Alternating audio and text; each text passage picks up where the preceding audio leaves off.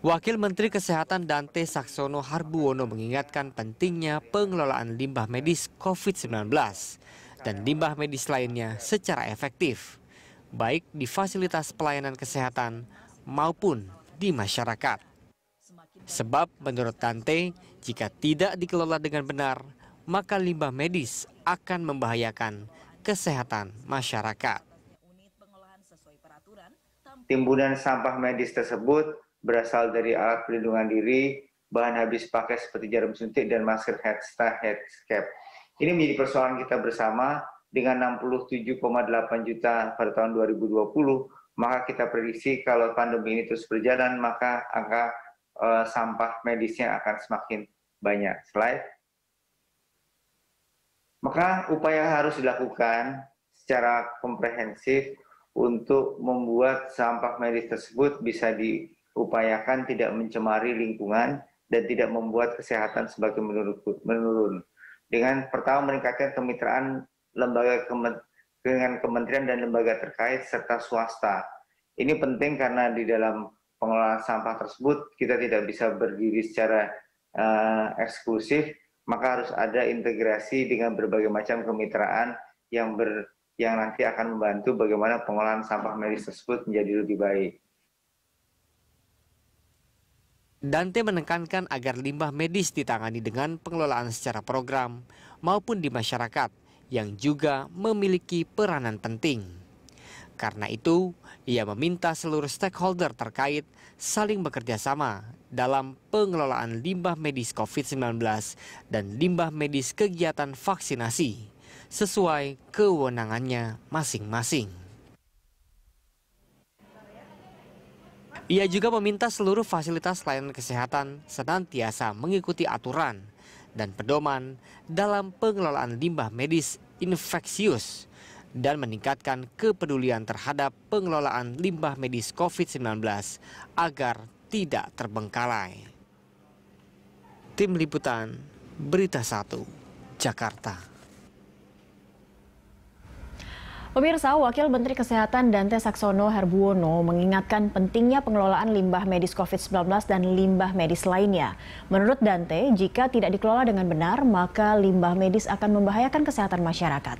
Untuk membahas hal itu bersama, kita saat ini telah bergabung dengan dua narasumber saya, ada Direktur Penilaian Kinerja Pengelolaan Limbah Bahan Beracun dan Berbahaya B3 dan Limbah Non-B3 dari KLHK, ada Ibu Sinta Saptarina Sumiarno, dan juga Sekretaris Jenderal Persatuan Rumah Sakit Seluruh Indonesia atau PERSI, ada Ibu Lia Gardenia Partakusuma. Selamat siang Ibu-Ibu, Bu Lia dan Bu Sinta, apa kabar? Assalamualaikum. Ya, sehat Mbak Cakri. Alhamdulillah, sehat semua. Baik, saya ke Bu Sinta terlebih dahulu. Ibu, ini kita tahu vaksin sudah mulai dilakukan, sudah dua tahapan begitu dilakukan. Artinya ini akan banyak lagi nih tumpukan sampah atau limbah medis yang terkumpul atau terbentuk tercipta begitu Bu. Kalau dari hasil pengamatan KLHK sendiri terkait limbah medis COVID-19 secara keseluruhan, ini sudah berapa banyak sih Bu? Mungkin angka per harian atau angka per mingguan begitu yang sampai harus menjadi perhatian kita semua? Baik, terima kasih Mbak Cakri. Jadi memang di masa normal kami pernah melakukan perkiraan jumlah limbah B3 medis dari 2.867 rumah sakit yang tercatat di Kementerian Kesehatan. Itu ada sekitar 294,66 ton per hari limbah medis yang dihasilkan dari 2.800 rumah sakit tersebut. Nah, dari perkiraan PERSI, kenaikannya sekitar 30%, berarti sekitar 383 ton per hari limbah medis dihasilkan di seluruh Indonesia. Kami sih berharap limbah medis ini bisa langsung dimusnahkan, jadi tidak ada penumpukan, walaupun memang dari peraturan yang ada, tidak semua rumah sakit harus memiliki alat pemusnahan limbahnya sendiri. Jadi mereka bisa memberikan ke pihak lain atau jasa pengelola limbah untuk memusnahkan limbahnya. Seperti itu Mbak Catherine. penanganan terhadap sampah limbah medis tentu khususnya dari sebelum pandemi dan sekarang pandemi ini jumlahnya juga sangat banyak ya Bu ya, 200 ton per hari dari 2.800 lebih rumah sakit. Ada kesulitan tidak Bu dengan penambahan yang begitu banyak? Artinya ini membiarkan adanya penumpukan terjadi bukan karena pembiaran tapi mungkin kekurangan alat atau kekurangan dari personil atau daya angkutnya seperti apa? Ada tidak yang berubah secara penanganan sampah-sampah limbah medis ini, Bu Sinta?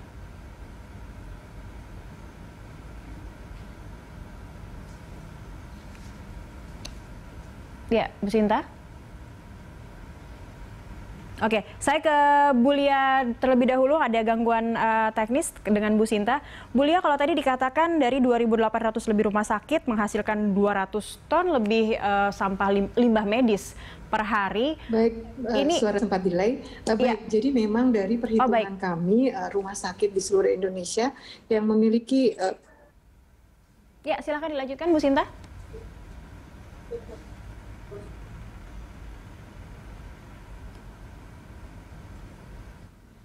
Bu Mbak Catri, ya, baik. Silakan. Jadi dari memang dari 2.000 rumah sakit itu siap. Oke, jadi memang ada gap.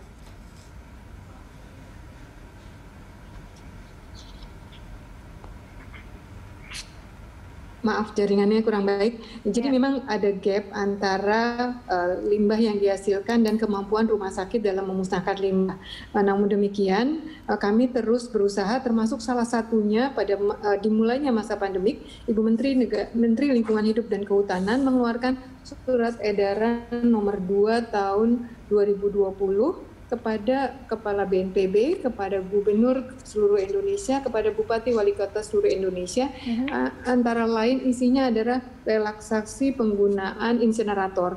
Jadi rumah sakit atau Fasyankes yang memiliki insinerator belum berizin namun memiliki panas lebih dari 800 derajat Celcius atau memiliki autoclave dengan shredder, itu dipersilakan untuk menggunakan. Demikian juga jika di daerah tersebut ada pabrik semen, sangat memusnahkan untuk menggunakan limbah, menggunakan tanur semen yang ada di daerah tersebut.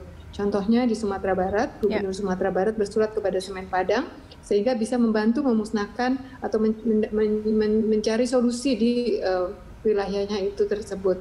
Dan Kementerian Lingkungan Hidup juga terus membangun fasilitas insinerator yang diberikan kepada pemerintah daerah.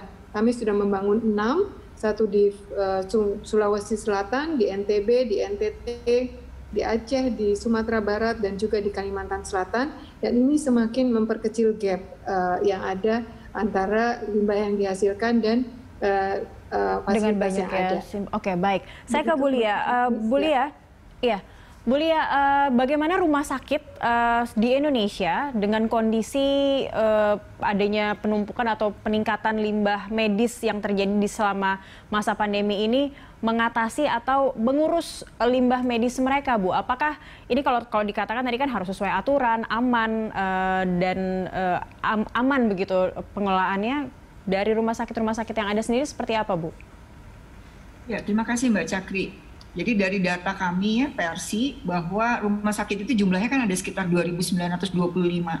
Kemudian yang terdaftar atau yang diberikan SK untuk jadi menerima pasien COVID itu sekitar mungkin sekarang ini mendekat 1.000 ya, 900 sekian hampir 1.000. Tapi tercatat dari kami sekitar 2.000 sudah melayani pasien COVID. Nah dulu kalau tidak ada kasus pandemi COVID ini, limbah yang dihasilkan per pasien per hari itu sekitar 0,8 kilo per pasien per hari.